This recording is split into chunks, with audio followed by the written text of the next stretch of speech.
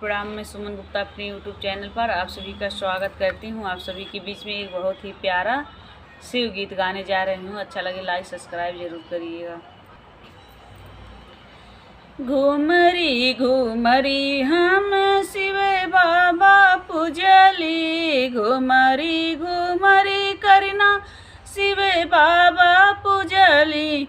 अरे शिव बाबा हंसल ठठाई अंगिया रंग बरी से। अरे शिव बाबा हंसल ठठाई अंगिया रंग बरी से।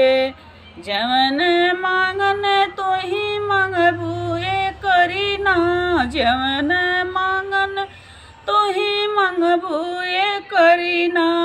अरे वो है मांगन हम देव अंगिया रंग भरी से।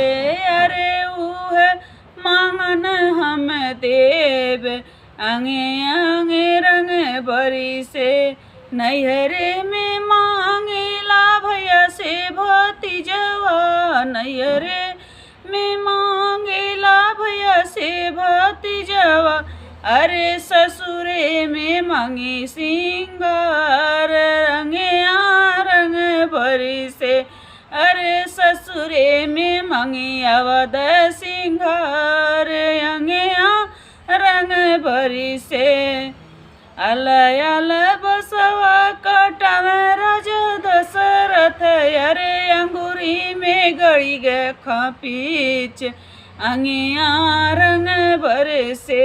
अरे अंगूरी में गड़ी गए खापीच अंगिया रंग भर से।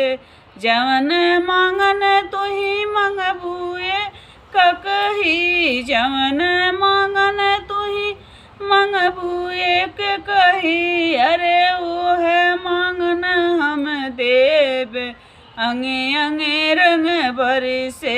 अरे वो है मांगन हम देव अंगिया रंग भर से।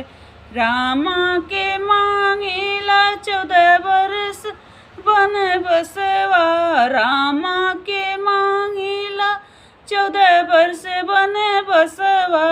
अरे भरत के मांगिला राज अंगिया रंग पर से। अरे भरत भुआल के मांगी लराज पाठ अंगिया अंगे रंग भर से। घुमरी घुमरी करना शिव बाबा पूजली। अरे शिव बाबा हंसल ठठाई अंगिया रंग भरी से। अरे